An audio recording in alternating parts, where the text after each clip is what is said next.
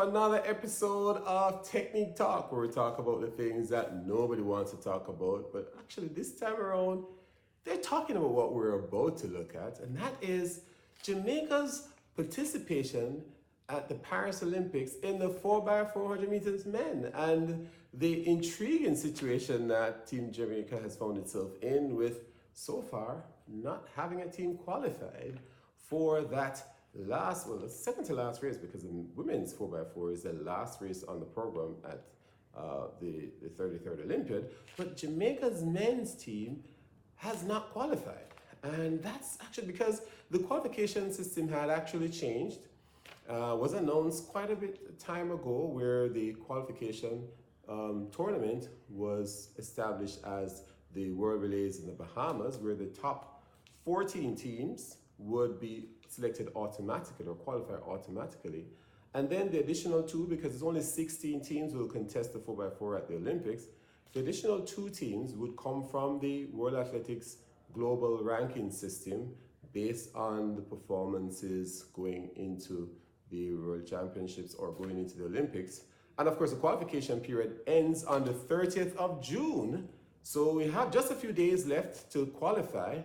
And this is the epic situation that we found ourselves in. And of course, Jamaica didn't do so well at the World Relays in the Bahamas back in May. And of course, as a result, we don't have a top 14 placing from that competition. And now we have to find a way, and find a way we seem to be doing, because we've actually sent a team to contest the New Life Invitational in the Bahamas. The New Life Invitational is always going to give Jamaica new life in going to Paris and racing the 4x4, an event that we love here in Jamaica. We've done so well in the 4x4, even when we don't have great speed over the flat 400 and not many finalists in the 400, we still seem to find a 4x400 meter team that can medal. And that is part of the rich history of Jamaica. So will the Jamaicans contest the curtain closer back or in Paris? How's your French? My French is not good, but how is yours? Maybe you can translate this for us. But on the 10th of August at 9:12 p.m. Paris time, that race is set to go on. And of course, Jamaica is currently not in that position to even contest the prelims of those events. And so here, will we get a chance to run on that purple track, the second to last race? That is what we will have to find out, and that's what we're trying to do this particular weekend at the New Life Invitational in the Bahamas. Currently sitting in 15th place is France. They ran a time of 2:58.45, and that's a French national record, and they did that for that silver medal back in Budapest, if you remember, at the World Championships. The best team France has ever put together. 2:58.45. And then in 16th position is Zambia, 2:59.12. They did that back in March, 22nd of March this year. So they have a crop that's coming up, and they're putting together this team. So they're in the 16th place. So technically, the target time for Team Jamaica, I would say, would be 2:58.44. So a time that's faster than number 15th French, or the French team. I think that's where the target should be. It should be the 2:59.12. It should be the 2:58.44. That's a time that we really want to beat to make sure that we're in that prelims in Paris. So the J3 has actually announced a team of 6 athletes and coaches and managers going into this New Life Invitational meet in the Bahamas. And the list is quite interesting and taken from predominantly the US collegiate athletes, the Jamaican collegiate athletes running in the US, yes.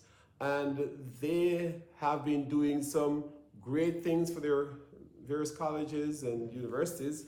And so the team comprises of Tyrese Roden, drum roll, yes, Tyrese Roden, of course, the senior from Clemson. 800 meter is his specialty, and he's been running some very interesting races there for Clemson University.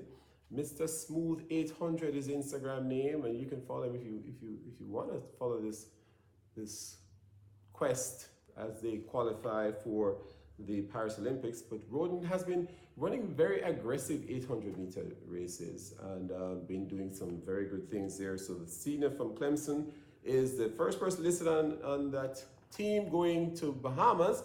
Then, of course, second listed is the junior from Texas A&M, Kimar Farquharson, the Aggies. Yeah, let's go. These guys are seasoned 4x400 meter runners. They can take the challenge. They can race. They can run, do some great things. And of course, Farquharson just ran a super leg for Texas A&M at the NCAA National Championships. And of course, Texas A&M would have been the team that won in that particular championships, and we'll get to that afterwards. Of course, third listed is, drumroll, Raheem Hales, a senior from University of Florida. Hales would have led off for University of Florida in that 4x400 meter at the NCAA championships. Of course, Florida finished third in that particular race. Hales had a modest lead-off leg, 45.78 his split, but of course he's gone 45.31 out of the blocks already this season. So good addition to the team for Jamaica as they push for the qualification for Paris, and that's the focus here.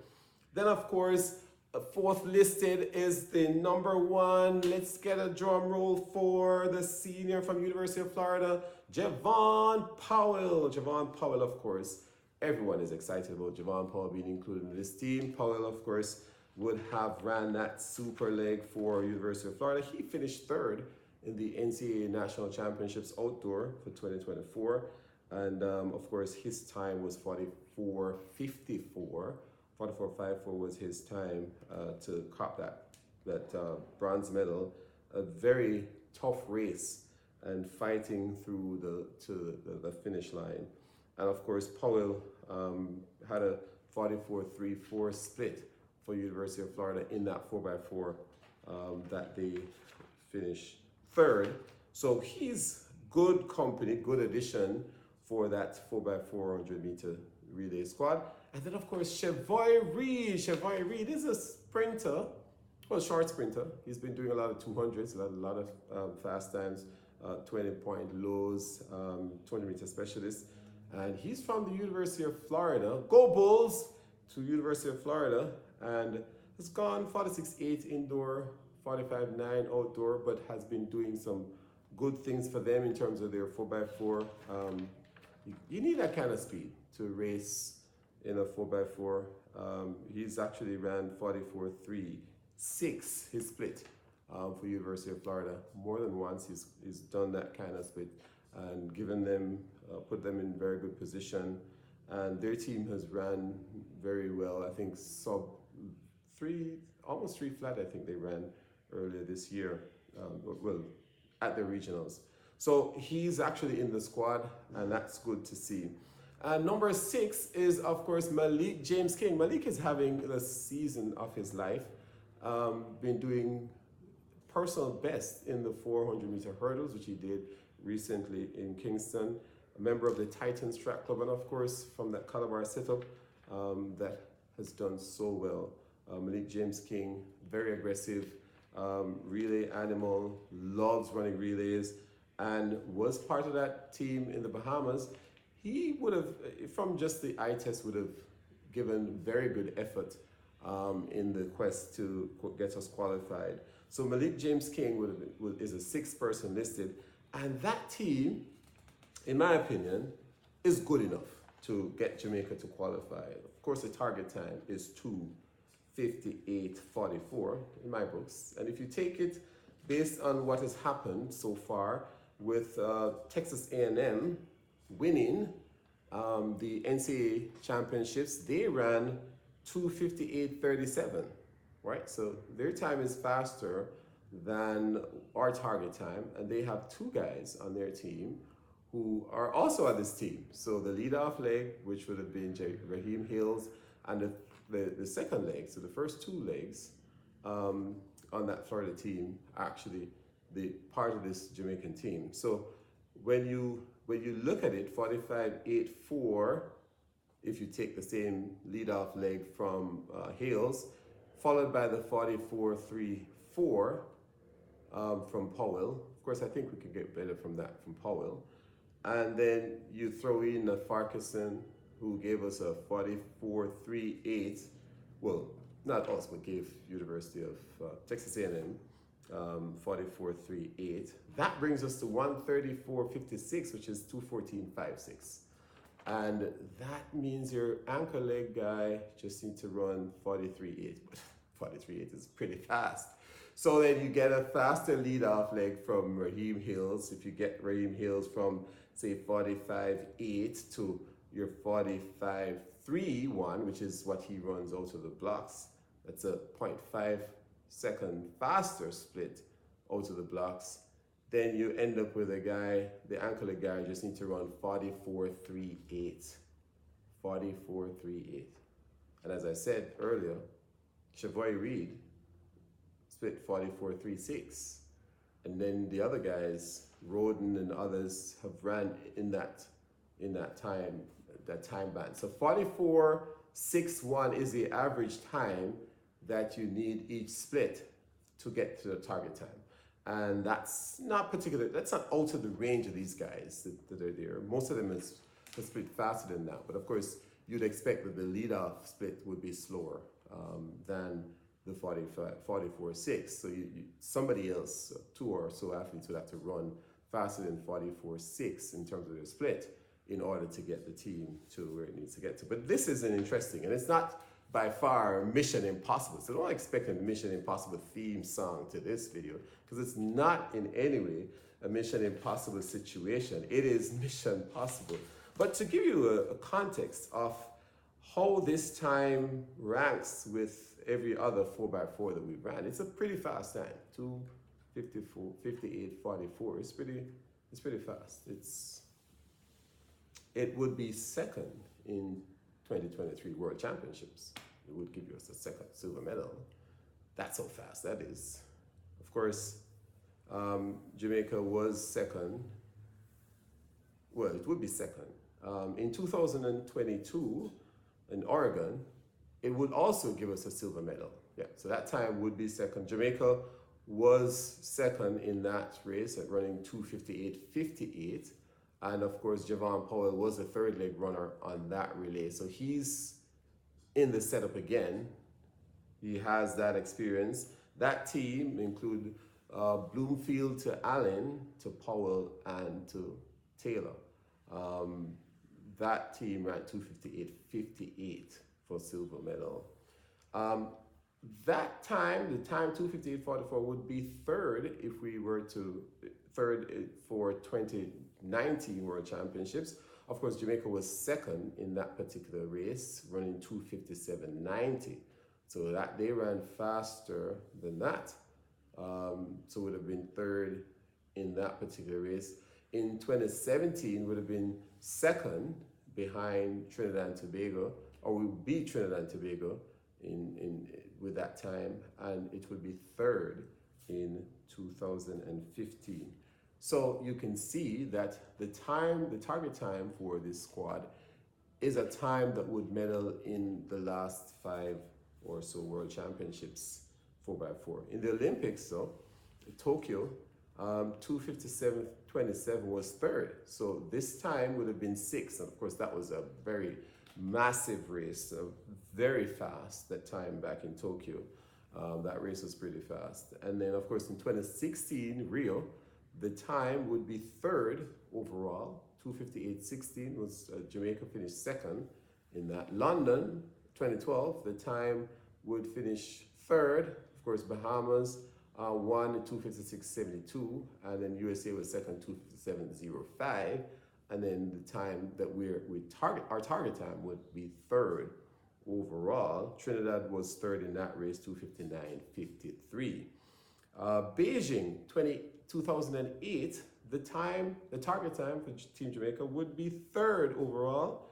The bronze medal went to Team GBR, and they ran 2:58.81. First was USA and second was the Bahamas. So this is actually a very interesting setup that we have here as we go to make this World Championship, well, the Olympic qualifying, get an Olympic qualifying place. And this is a very interesting setup. I'm excited. I hope you are excited. I hope you're tuned in and glued to your television for this particular event scheduled for the Bahamas on Sunday, and this epic show is on.